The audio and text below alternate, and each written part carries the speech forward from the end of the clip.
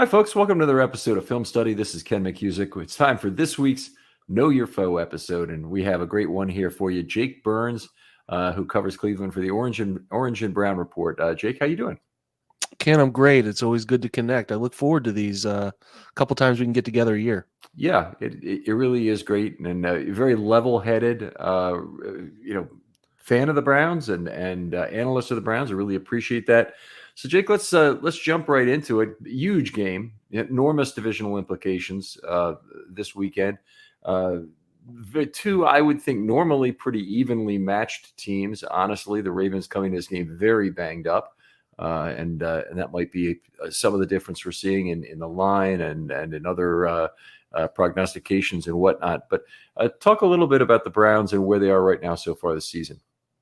They're an interesting spot. They're really, really good from a collective roster spot, right? And I think a lot of people believed that this, when you look at the 1-53, that this group had as much talent as any roster they've put together since they've come back. But there's an application part of that we all know remains. It's not played on paper. And I think for the most part this year, we had all agreed that it hinged on how well Deshaun Watson and the offense played, right? How well could he come back to the guy he used to be or be a form of it, and really can just be competent and average to above average at times as they sort of figure out who they want to be offensively in the marriage kind of between Kevin Stefanski and what he likes to do offensively, and Deshaun sort of worked itself out. Now, the defense, which we'll dig into in a more granular level in a little bit, is doing some really historic things through 3 games. I don't think any of us expected that level of immediate impact from Jim Schwartz's arrival, but they're doing that. So, it's a team that I think when you look at their first 3 games has every right to be 3-0. They go into Pittsburgh and really do a great job of shutting them down. They go for over 400 yards, but they turn it over 4 times, and a direct result of 2 of those turnovers are touchdowns for Pittsburgh. So I think it's been a really good start for the Browns. Hasn't been perfect, because if it was, you'd be 3-0, but they're playing pretty good football. The offense has had 2, I would say, above average games through the first 3. Defense has been stellar. Special teams has been fine. So they're in a good spot, Ken. They feel like they have enough talent to play with anybody.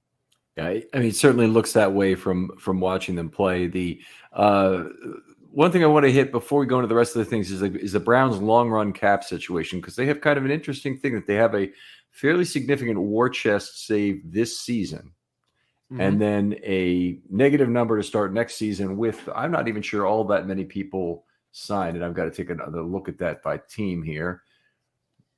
But yeah, so $34 million of cap space currently, and next year they're near the bottom. I know they're in a bad situation like the Ravens with about negative $19 million in effective cap. Yep. So what they have been doing a lot of is kind of following Andrew Berry's protege of Howie Roseman in Philly. So they do a lot of contracts with built-in void years and stretching out a lot of those cap hits. So they have some chunky ones coming, which you've referenced. They've obviously put themselves in a position where they have to prioritize some rollover cap to be able to meet some of those thresholds. So you've seen them in the recent stretches, as much as this month, can restructure contracts for Wyatt Teller, the first of which was Deshaun Watson. They've been kind of working that one as best they can.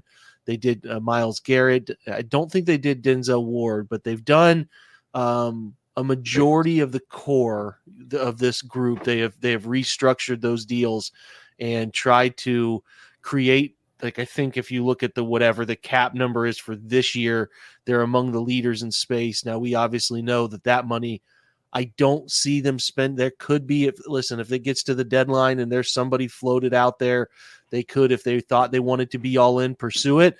But for the most part, they are stretching that money to then roll over to the next year, cover the cap number that they have, be creative with some different things. So it's not like the world's healthiest cap situation, but I think that they have smart people. And I think Andrew is, especially through his training, his background, his understanding of how to manipulate these things, put them in a position that they feel like they have flexibility to not do anything crazy here in the coming years, but keep the core intact and, add to that with some marginal free agents, given some situations of work. I mean, they've been also really strong in the trade market as well. Amari Cooper, a great example. Elijah Moore, a great example. So they're doing things on the margins there too. All right. I mean, certainly the Ravens are in terrible cap shape, moving forward here now. And some of it's just a function of a quarterback on a second contract for anybody, for any team that has that. But I didn't completely understand why the Browns would do it. Maybe they're rolling money into years beyond 2024 is the key reason why they felt the need to restructure this, because if it's just an exchange between 23 and 24 by void years, say, you wouldn't, it doesn't have to be done in some sense. You can roll over that cap and cover next year's, pretty significant deficit. Yeah, I'm going to be honest with you. I'm not. We have a guy on staff named Jack Duffin who does a great job with this, and I know you guys have some folks in the corner of Baltimore that cover this really well. From what I understand, they're trying to some of these guys. But again, they've re-signed a lot of guys. David Njoku, they've re-signed. Again, the big numbers for Miles and Nick, even, Nick is obviously down, but there are bigger numbers coming for these guys. And from what I understand, they're trying to do some spacing in which they give those guys the bigger cap hit. The Browns haven't been in this position, Ken, where they've had a lot of talent and they've had to figure out how to pay a lot of these guys. Like, there's some looming names that they could lose if they don't play this the right way. Grant Delpit is a great example of a guy who's due for another contract at the end of this year. So I think that the plan they have in place is going to be able to work in that regard, but there's a real possibility that it doesn't. And I don't want to come on your pod and portray that I am an expert in the cap. I think what I'll say is they're not, like you said, they're not in good shape. They're not healthy by any stretch. You pay some of these chunky figures they're going to have to continue to pay between Watson and some of these other. Miles number will kick up soon. They're not in good shape, but I think they deserve, at least from my stance, a little bit of trust to figure out how to keep the core intact. I don't think they're making any big moves to help this group, like add on to it. But if your core is good enough in this case that they feel like they can keep that together, I think that's probably a win. And, they don't have another first-round pick next year, but 25, they'll get back in the first-round pick market, which, as you know, is so vital to keeping some of the stuff healthy. And if you let a couple guys go here, you can replace them, So they're doing their best. They've actually, we'll talk draft, but they've done a good job of even not having a first, kind of getting some guys who can be talent-wise play at that level. I think for this show, since I know we're in a little bit of a hurry, we're going to skip on the draft picks specifically. Just talk about them in the normal positional rotation here. Let's get right to Deshaun Watson and talk about what you've seen from him this year. What's improved about his game from last year in particular? Yeah, I think this year has felt. The first game against Cincinnati, I don't know what it was like where you guys were, Ken. I think you guys were maybe down in Houston for that opener, but I could be totally off on that. I apologize. But they played a pretty gnarly weather game. So it was really hard with there was this lakefront rain. It was the only place in Ohio it felt like it was raining, but it was driving down rain. So it was really hard to get a feel for week one. Week two, they go to Pittsburgh. I did not think that he played well at all. I think Pittsburgh created a really good game plan to force him to struggle. They got some pressure home, and then they created some late, the Browns later developing routes didn't come open in time, and Deshaun didn't play well. But there's the jarring nature of Nick Chubb's injury and developing a game plan around Nick and all that comes with losing like a core part of your team in such a gruesome way that let me put it this way. It's hard to say where he is. I think he's had moments of flashback. Like this past week has been the most encouraging. He was pretty efficient, 27 of 33, 289, a couple scores. I don't think he's quite anticipating things coming open or the timing of things at a level that he used to be. And I don't think he's quite the athlete he was in his younger Texans years where he was creating some magical things. So I think Deshaun needs to be a better anticipator throughout this season, and he needs to live to fight another down. I've said this reference, Ken, many times. I think at times it feels like he's trying to get his quarterback reputation back on every down. He will not give up on a play when he needs to give up on a play sometimes, and he's trying at times to force big plays into reality when there's not something there. I think if he would focus more on taking profits, the defense is giving angles to take profits, and he's not always taking them because I think he's big play hunting at times. I think it started to work in a better direction in Tennessee. He was better with placing the football where it needed to be given, what the defense provided. But there was a stretch early in that game where you started to feel like, again, he's pressing to make some plays. He's been fine. I would say he's been C plus. The Titans game was more in the B plus range. The Pittsburgh game was rough, really rough for him, where he created 4 of the 6 sacks I thought were on the quarterback more than anything else. He's an extender by nature, and with that extender label comes some of the stuff that is not what you want. You take sacks at times. So we'll see. This game is a great test, and I'll have a much better answer. I know it's not great for our podcast discussion here. I think he's better than he was last year, but how the Browns are paying him to be eventually this guy that was in Houston to the point that he was dominating stretches of games and carried that offense in Houston in a significant way. So the hope here is he can get back more toward that, be like a fringe top 10, work his way into a top 10 guy, but he's not there right now. I think it's a good time. I'm sure the Ravens are feeling the same. It's a good time to catch him because it's better, but it's not anywhere near where he could and should be, and they hope he'll be. Okay, well, let's move on. That's a very honest kind of a look at Deshaun Watson. I think let's talk about the offensive line first. What's the status going across from left to right? Well, they lost Jack Conklin. You said left to right, so we'll go Jedrick Wills. He's back again. They obviously have him on the 4th year of his rookie deal. They picked up his option on his 5th year. The problem with Jedrick Wills is he is every single year pass rush win rate goes down. He has never quite figured it out. He doesn't finish plays at times. He doesn't play through the whistle. You watch him, Ken, and you'll see a guy who is as athletic as it takes and strong at times to be a really good tackle, but he does not pride himself in the little things, and he is not shown a desire to get better all the time. And even with Bill Callahan, who's one of the better offensive line coaches in the NFL, and guys around him who are showing, Joel Bitonio is right next to him, showing him a standard for how to operate. He's never been able to put it together in both phases. And the start of this year has not been any step in the right direction, which is tough because you picked up that 5th year option and you're hoping you can see him progress. Sure. And it's just something that, the technique is fine at times, but then he'll overset, extend himself. And the Browns are trying to work this. I can sense it from them, how to manipulate the pocket between the quarterback where Deshaun will hit his 5 or his 3, and then he's trying to step up. But Jed is trying to keep guys from running the arc around him.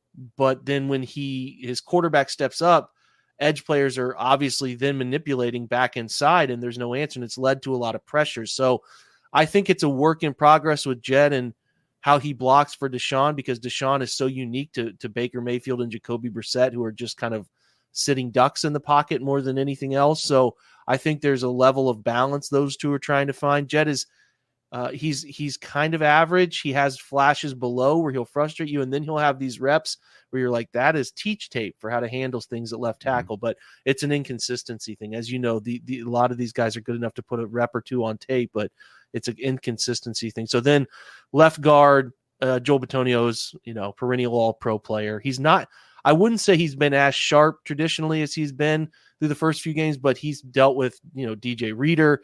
I think Keanu Benton's a fun young rookie in Pittsburgh. I thought he was fine in Pittsburgh, but then obviously dealing with Jeffrey Simmons and Tierra Tartan, the challenges of what Tennessee's front, who I think Tennessee has as good a front as anybody. So it's hard to say Joel's not playing well, but I just think that so far this year, he's not quite been as sharp. We'll see if that continues to be a trend. He is getting a little older at this point. That's something you have to remember too. They brought back Ethan Bitonio signed through? He has another couple years. I believe he signed. He had done a extension last year or the year before. I think he's through. Don't quote me on that. I think he's through this year and another year. They brought back Ethan Posich at center, which was an interesting move.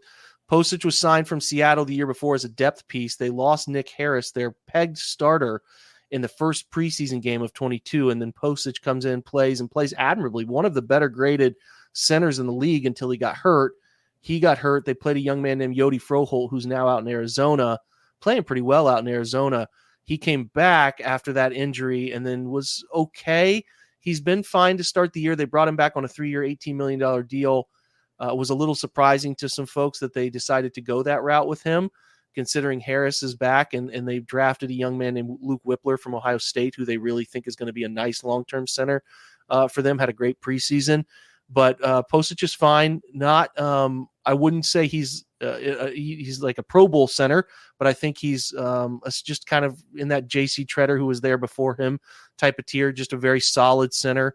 Understands leverage, is mobile enough to get out and do the lateral run schemes they like to do, but also power enough to gap down and work double teams and climb and stuff like that. So they like him.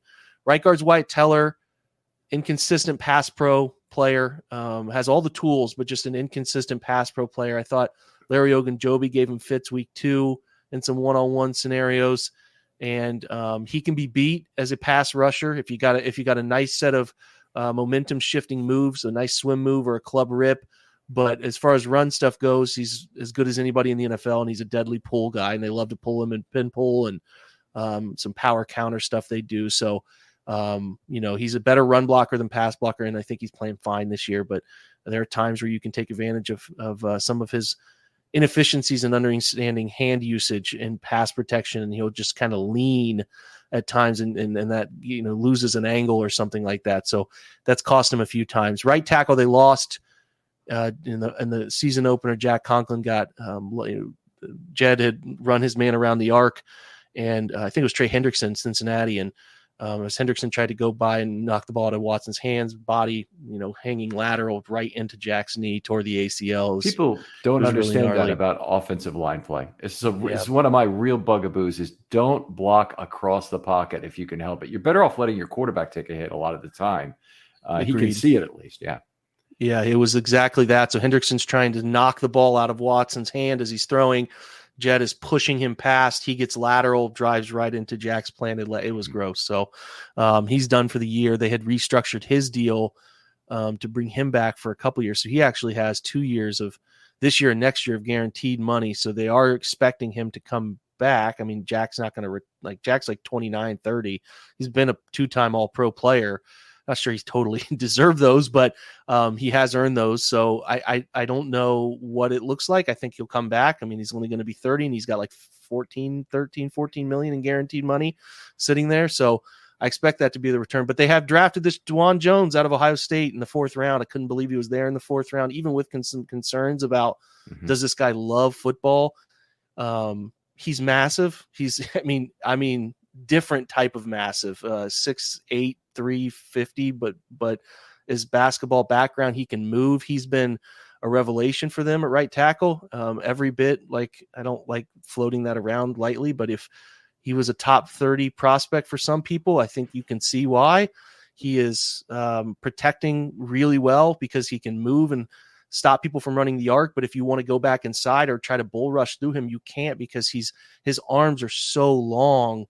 He keeps you off of his torso, and you just can't. Now, he's not perfect. There are times where he's struggling a little bit with some cross stunts, some tech stuff, and passing those things off. And his run game stuff is inconsistent, where I just think that he was at Ohio State a little bit used to being able to cheat some things because he was so big, and you can't do that in the NFL. So he's learning on the fly.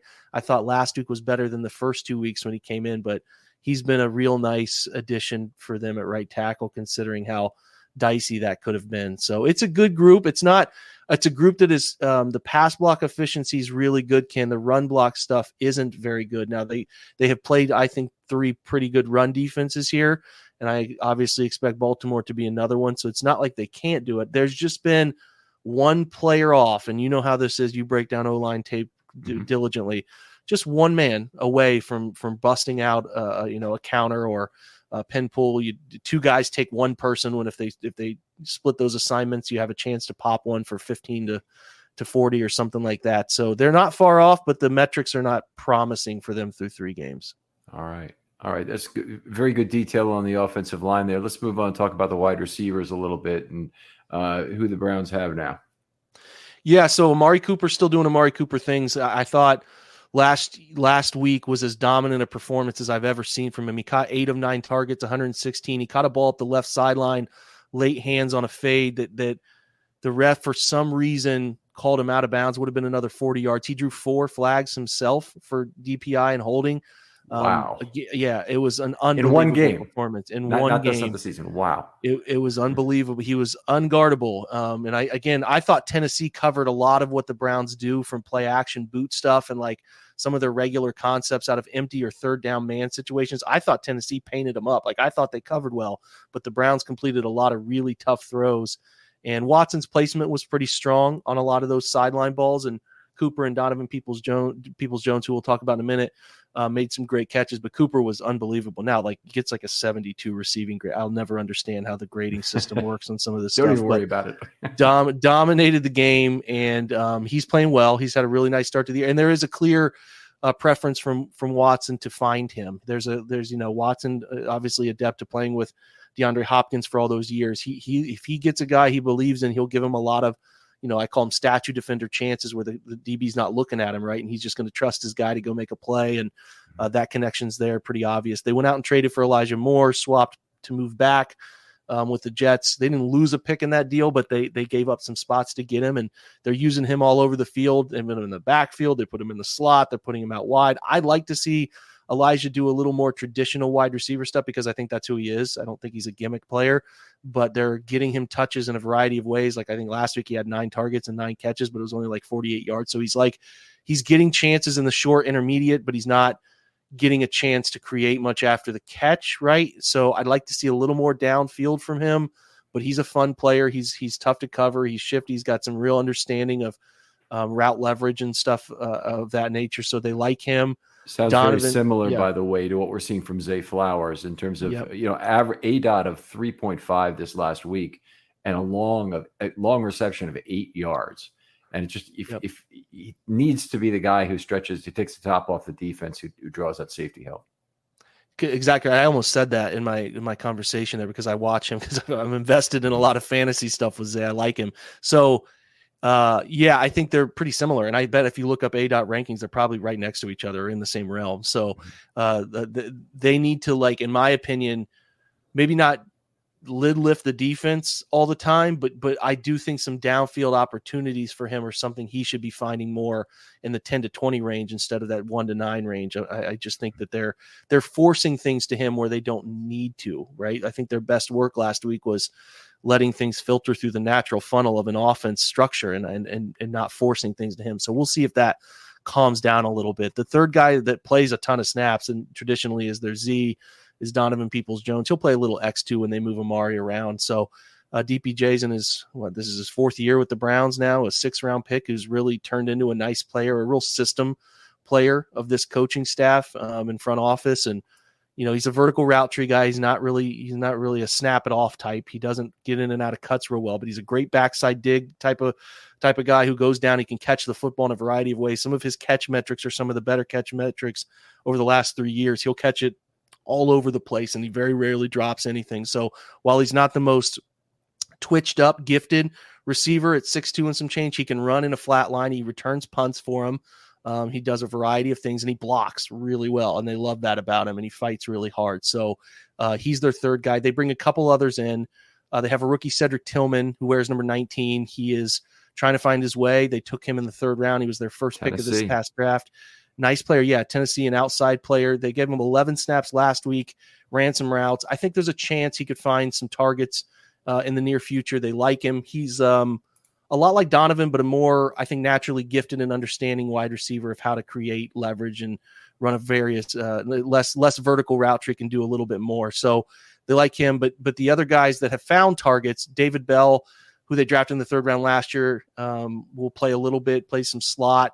When they need him a guy to step in and play some slot. The Browns have actually run some 0-1, 0-2 personnel, getting real weird at times. They've run more 4 wide receiver stuff than we've seen from them, and at times they've and the absence of Nick decided we're just going to at times get really funky with some personnel groupings, and they played 4 wide receivers, which has been very rare in Kevin's tenure. So David's found the field a little bit, a couple targets this year. And then Marquise Goodwin, who they had feared that Goodwin was going to miss the year because he had a blood clot scare in the training camp preseason. So he didn't play any of those, but was around during mini camp, and they really like him, and they've tried to get downfield to him a few times.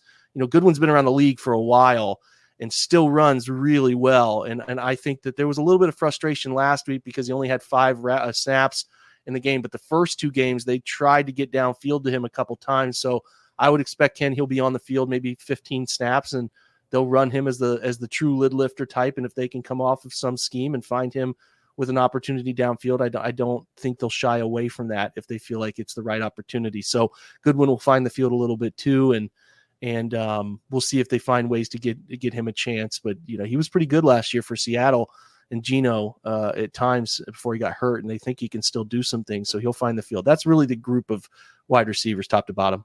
Okay, tight ends really quickly, and I know we're kind of pressed for time, and then I want you to talk a little bit about the running backs of the post Chubb era here right now. Yeah, and I don't mean that flippantly. I mean just obviously Nick's gone for the year at this point. Yeah, so tight end is still David. It's driven by David. He's their guy they use all the time. He's a really adept blocker. He's developed over the years as a run and pass blocker for them. So he's run a lot of routes. He's not being targeted as much. He's actually run more routes through 3 games, 95 as opposed to 75 the first 3 games last year, but is being targeted about 10% less. I don't think it's because he's not open. I just think it's because Watson's working through where he wants to put the eyes and deliver the football. They haven't really developed a chemistry yet, but they're running David on a lot of routes. He's still difficult to deal with because he's so big. So if he catches the football, he can create yards after the catch. He's done a nice job with that so far this year. So he's on the field all the time. They signed a veteran, Jordan Akins, who was in Tennessee, who was in Houston and has a connection with Deshaun. With the busy fall season already in swing, you might be looking for wholesome, convenient meals for jam-packed days. Factor, America's #1 ready-to-eat meal kit, can help you with fast, chef-prepared, dietitian-approved, ready-to-eat meals delivered straight to your door. You'll save time, eat well, and stay on track with your healthy lifestyle. If you're too busy this fall to cook but want to make sure you're eating well, then get Factor. This is what I did. We were moving, packed up all my dishes, everything needed better meals. I signed up for Factor. It's best meals, probably the healthiest I've eaten in a month thanks to these Factor meals. Because with Factor, you can skip those extra trips to the grocery store and the chopping, the prepping, the cleanup, all while still getting flavor and the nutritional quality you need. Factor's fresh, never frozen meals are ready in just 2 minutes, so all you have to do is heat, enjoy, and then get back to crushing your goals, which for me was trying to move.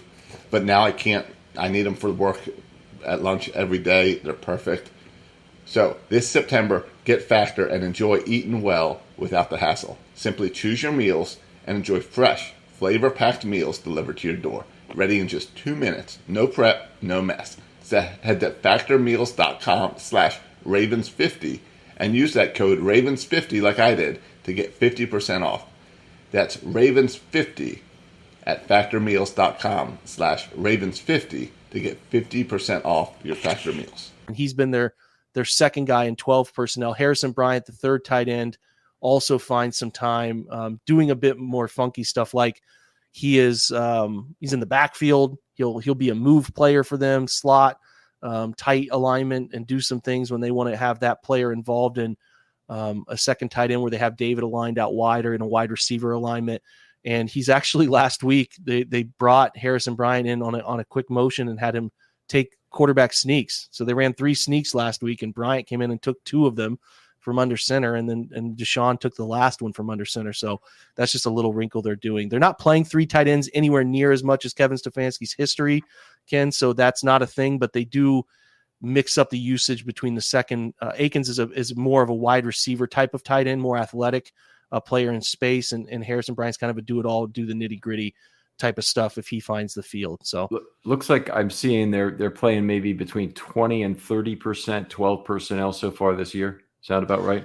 Sounds about right. Yeah, I think we all thought they'd do a little bit more of that, but I think they like their wide receivers and are really trying to get those guys shuffled in and out too. So it's not a low number by any stretch. The 13 personnel has been cut down. They do also. I'd be remiss if I didn't mention they do a lot of additional 6 offensive lineman stuff as well. They'll bring Michael Dunn in, who's a reserve guard, and have him be like their 13 personnel third tight end when they want to do some run game things, especially on the goal line. Then when they want to get real beefy, they'll bring a 7th offensive lineman in for like goal line or short yardage. Nick Harris, who I was referencing, is now the backup center, will come in and play fullback, or they'll put him in the wing and have him go in motion and kick out or do whatever various things there. So that's something else for your fans to keep an eye on in short yardage as well. So running back, I should hit too. Like you said, Nick's injury is awful. It was one of the more grueling caught on TV injuries you'll ever see. There's some optimism that his knee is not as bad as it looked, that it could just be an MCL. And I don't know. We got to see when they crack things open, what it all looks like. But there's some optimism. It might not be as bad as originally thought.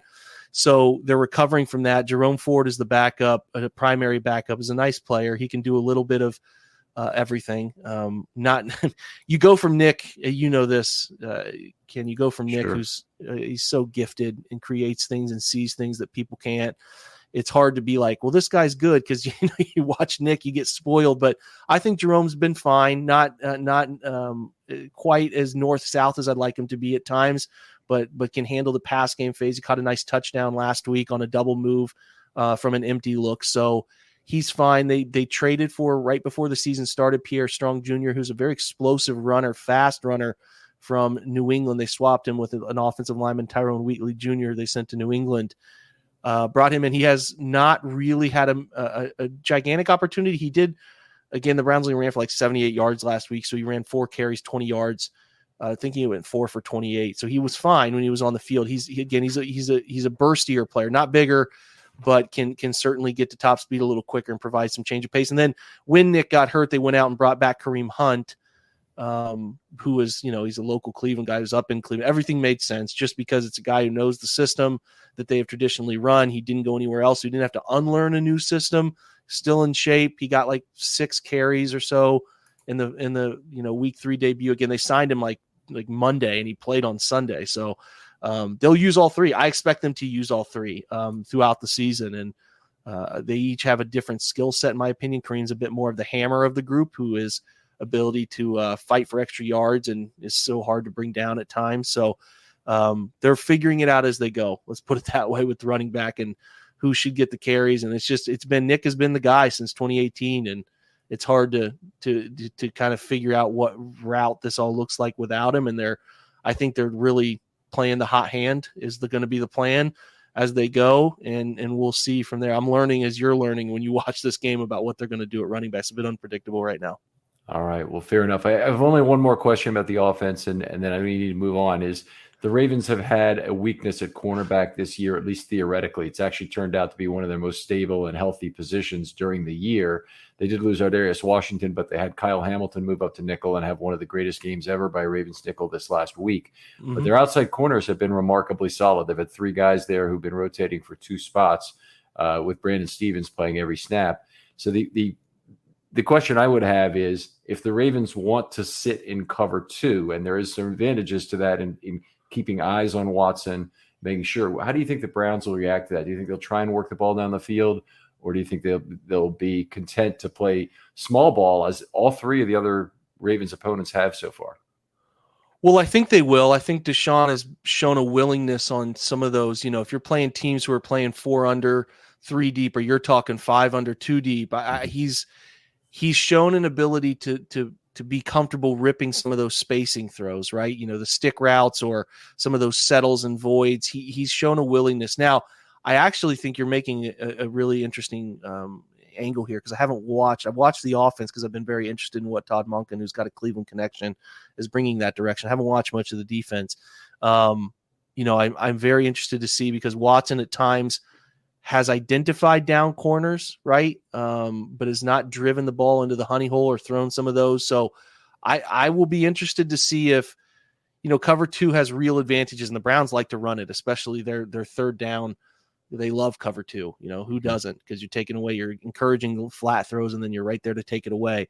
I think that they are willing to throw it downfield. The question will be, Ken, how much is Watson anticipating what those throws will need to be and how they'll need to be thrown? Because if I were Baltimore, I would be saying, let's challenge Watson with as muddy a picture from pre-snap to post-snap as we can.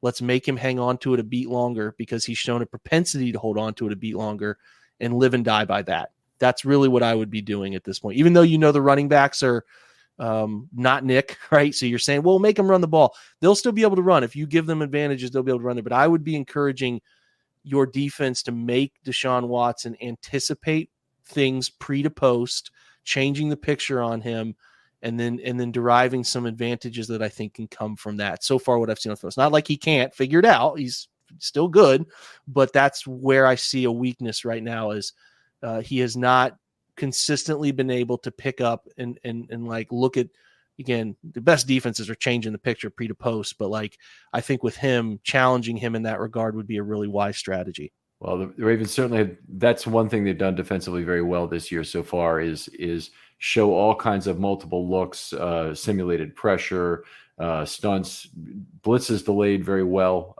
blitzes from off the line of scrimmage. They've done it even without their key piece in that, which is Tyus Bowser, an outside linebacker who can really drop effectively. So I think we will see some of that.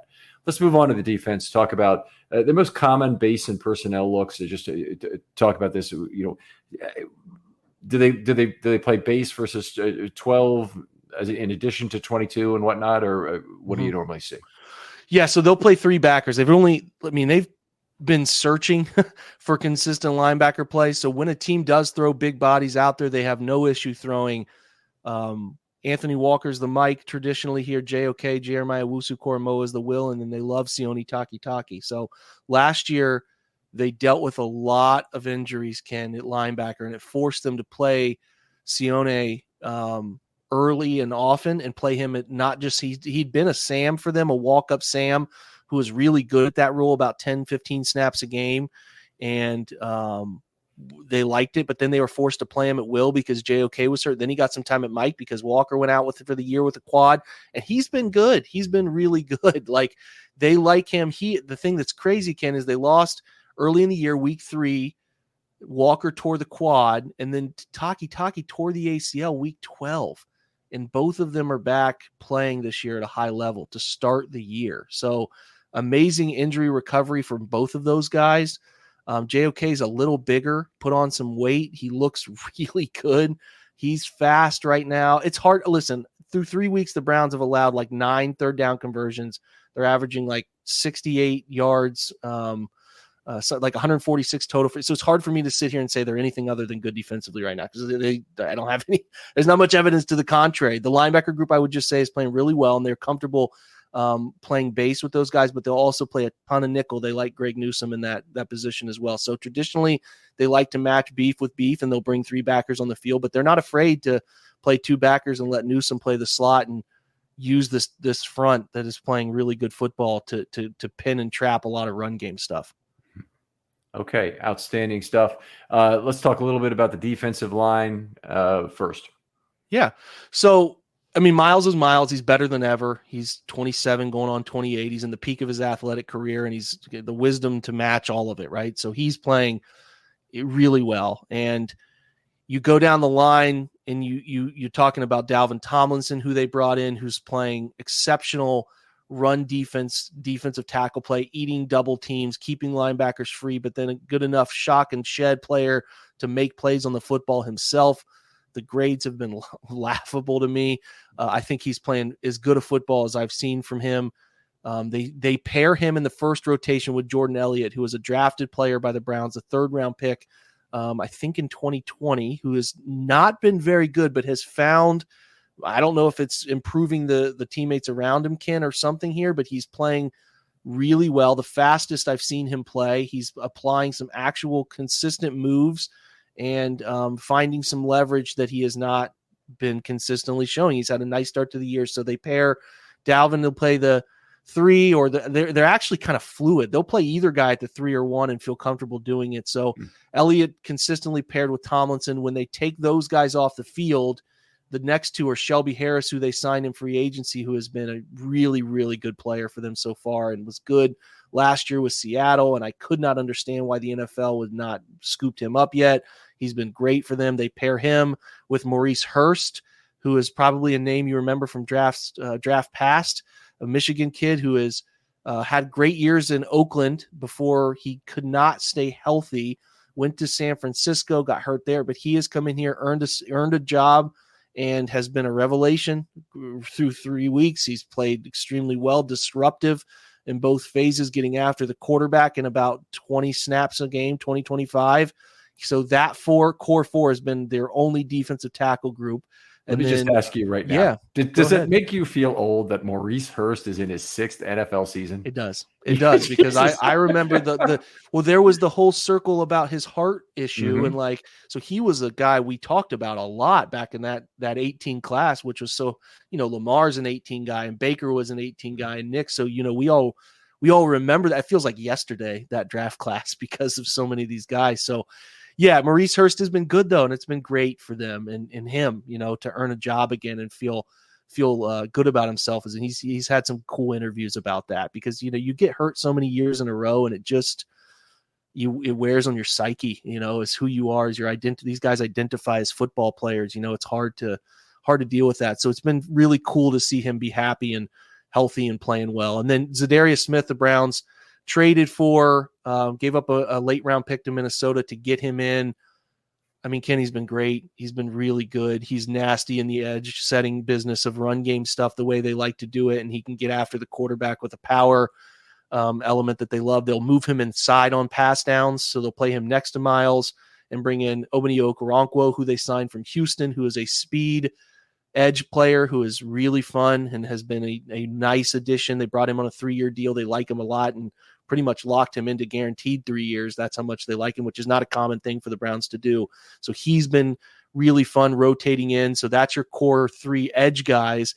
They will bring Alex Wright into the fold, who they drafted in the 3rd round last year, is a really nice move player for them, can go inside, play the B gap, do some different things. He had a nice sack last week. So he's been stellar for them. But the front, I mean, those 8 players can have been really good to start the year. And I'm not saying that they could have a bad week this week. You never know, but they've been really good. Some most talent they've had up front in forever. And it's really reaping benefits for them up front. And it's, like I said, they'll bring in speed groups. They'll bring 3 edge guys. They'll put Miles over the A gap and let him wreak havoc against a center who is just overwhelmed. And they'll mug the backers and drop out there. The surprising thing, I was looking this up today, and then I'll move on from them. They're an early down man coverage team. So first down, they're playing more man coverage than anyone in the NFL. And then in the late downs, they're a heavier zone team because they're putting people in they're winning first down, which is, that's so important in modern football, winning first down. So, people always talk about keys to the game. Well, third down. I think first down, whoever wins first down is going to be the team that handles this game really well. So that's, I know, where the Browns are putting a lot of focus right now. All right. Off ball, yeah, I think you mentioned the 3 already. So let's just jump right to the secondary. Talk a little bit about that and a couple scheme questions, and we'll close this out. Yeah, so secondary is Denzel playing outside, is traditionally a guy who will stay on one side. He's been, if you're looking from the defense's perspective, looking at the offense, he's a left side corner. They put Martin Emerson on the right side.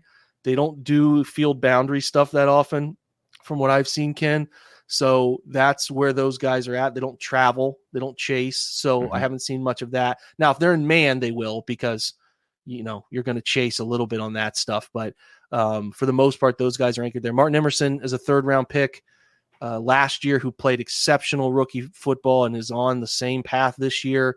They really love what he's given them. He's their guy that they like to match up against the bigger bodies.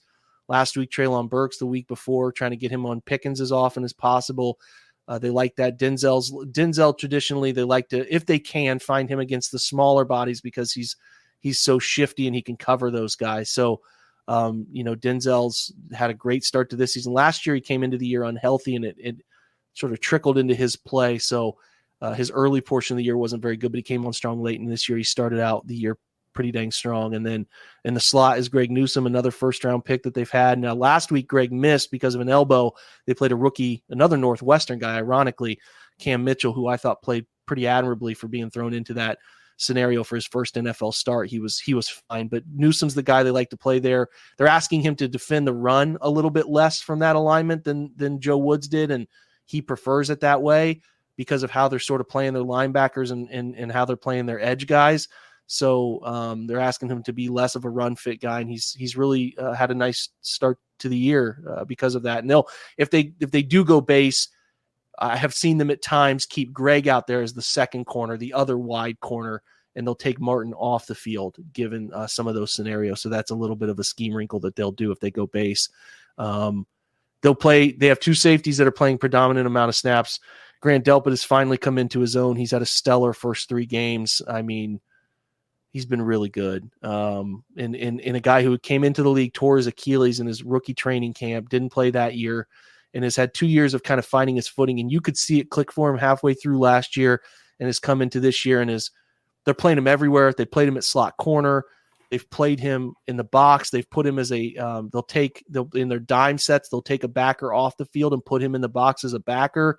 He has been everywhere. I think I broke it down the other day. He's got like 70 snaps, up in the linebacker role, 38 at slot and 38 at split safety.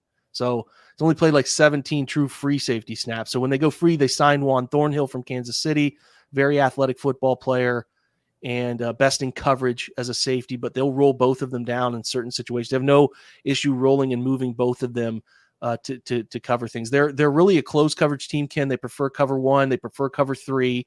They'll do some invert cover 2 stuff with these guys, and they'll play some cover 2, cover 6, but the 1 and 3 are predominantly who they are. Joe Woods the year before, in the years Joe was there, he was a cover 4 guy, a lot of early down quarters. They're not doing any quarter stuff right now. So that's the scheme stuff they're using. They also have a third safety that they will at times play 3 safeties, Rodney McLeod, who they really like. Rodney had a stellar year in Indy last year and is a close Jim Schwartz connection from the Philly years. And they'll bring him into the fold and let him get some snaps too. So that it's a third deep safety comes in not to replace the slot corner, but to replace one of the linebackers. Occasionally, it just depends on their flavor, what they want to do to match personnel as the game goes on. So yeah, they'll do that. They'll take, they'll play some 6 DB dime stuff, right? But it'll be 3 safeties and 3 corners. Right, so that's normal. Yeah, so they'll do that instead of a fourth corner that some teams will trot on. So yeah, they like him to come in. Like I said, Grant will roll down and play the box. They like to play, McLeod. They like to play in split safety, deep third down looks because they trust him. And they'll play and let Grant Delpit kind of wreak havoc and blitz him and move him around and do some fun. So he's more of a Swiss Army knife, Grant is. But if they're playing 2 safeties, it's Grant and it's Juan. Juan missed the first game with a calf issue, but came back last week, the last 2 weeks, and has looked pretty comfortable again and is moving pretty well. So the Browns are pretty healthy. I know you talked about, and it's been a big thing here with Baltimore. And I feel like it's been, Ken, years of they just have gotten hit so hard with injuries. Misery. But it is bad, man. But the Browns are pretty healthy, man. So other than Nick, of course, and you lose a big player, it's huge. But it's not just the number of injuries; it's the quality of the players. It's all starters. It's all some of their star players that they've lost. So it's been very difficult. People continue to ask the question of what do the Ravens need to do differently about how they're doing, and maybe we get onto this a little bit when we do this reciprocal episode in just a moment here. But boy, that has been very frustrating to figure out. Is there anything they could do differently to avoid this? Okay, well, pick one player. It's an unanswerable question. These things are they're capricious, man. It's unfortunate that things go that way sometimes. But I mean, I don't know. I don't follow Baltimore because we're all tied to our own area of the Browns. Do some rest stuff, veteran rest days, and tons of those. But I think it's just luck driven sometimes, man. It really is just luck driven, and Browns were hit hard last year, so at any moment these things can just land on you. But Baltimore is due for a Pittsburghian stretch, the way Pittsburgh had a great stretch last year of just nobody was hurt, right? They could use some of that. I certainly empathize. Yeah. All right. Well, how about you pick one player on offense, one player on defense you think matches up particularly well against the Ravens? Well, it's hard to say Amari doesn't, Ken. I mean, I really think he's playing some of his best football right now. And he's a really hard cover, and he's going to get the football thrown. Even when you think he's covered, he's going to get the football thrown to him. So I think that it's hard to go against. If you're saying who's going to impact the game in matchup stuff, you could always look at David and say they might uptick, try to get the tight end more involved. But like, I just think Amari's a tough cover right now. And, I know you said the corners are playing well, and I totally respect that, but you would agree with me, Marlon is hard to replace. And oh no, the corners are playing well because they play cover 2 all the time, and they've forced other teams into small ball. Yeah. We'll get into that on your show. Sure, for sure. I think that they will try to get some different alignments for Amari to get him the football in a bunch of different ways. So that'll be a guy that you'll see a lot. So defensively, it's tough, Ken. I'm very fascinated with what the Browns are going to do, because playing man coverage against Lamar is at times a death sentence, because you're turning your back to him and you don't like to do that. Now you can say, well, send a spy. Well, you can say that all you want, but that's not, Lamar's too gifted and he can sneak out of the pocket in ways. So I don't envision it being a traditional Browns tendency game. Let me put it that way. I think they're going to be doing some different things to try to put themselves in a place to defend Lamar with eyes on him, is what I'm kind of getting at here, because that's what Joe Woods tried to do. And Lamar will beat you even if you do everything perfect at times. So I will say, though, I know Ronnie Stanley's back practicing, and that obviously helps defending Miles. I think Zadarius is a guy that has a chance to really wreak some havoc if you don't, if you're going to. Teams are giving all this attention to Miles because he's really good. And if you don't put 2 on him right now in predictable, those true pass sets, those third and pass or scoreboard dictated pass situations, he's going to be a problem if the ball's not out by 3. He's just playing too well. But if you do commit the bodies there, 99 from either inside or alignments, and Zadarius Smith is from inside or outs, and you know him, right? I mean, sure, of course. You guys know him well. He's somehow getting better with age. And has he been a kick inside guy for the Browns? He has, yeah. He's played. They'll put him inside, stand him up, and let him rush a wide B, and create that extra space for him to either jab and get back inside. And yeah, I think in this one, he's bound to continue to have a lot of one-on-one opportunities, and he's taken advantage of them so far. And I think that he's going to be a bit of a matchup problem in this one. Jake, fantastic detail on the Browns and their current state. This is a game I know the Ravens do not take lightly in any way. I think it'll be an uphill struggle for them, certainly, going into Cleveland this week. But really appreciate you coming on. Tell folks where they can find your work online and maybe talk to you if they want to. Oh, of course. So at Jake_Burns18, and I've had some great Ravens follows who have some good chats and stuff like that. I always love that banter. Listen, like you said, I got into this, and I do it because I was a Browns fan forever, but I try to pride myself on not wearing anything orange and brown to shade, fair analysis. So I always love the conversation, and I have a lot of people on my and on my end, and it's everyone loves their team and believes that the Browns are playing pretty well. I think I've come on your pod and told you many times, like, they're not very good. We've had some discussions over the years, but they're playing good football, and I don't want to make it sound like, I'm pumping them up, but they really are playing well. And I hope that they can give Baltimore a really good game here. And what's interesting is in the AFC North, it seems like the home teams are really, really playing well in these battles. I think Kevin's fared pretty well at home against most of the division. So I think the last time the Browns lost a home division game was the Lamar restroom visit game. If you recall that one, it was a shootout. Yes. It was the 21 season shootout. Sure. I know last year the Browns and Ravens got together. It was you wouldn't know this because it was on the Brown side, but it was pinched in between a bye. So like they played, the Browns got a bye and then played again. And I know Baltimore got that tight one with Jacoby Brissett started.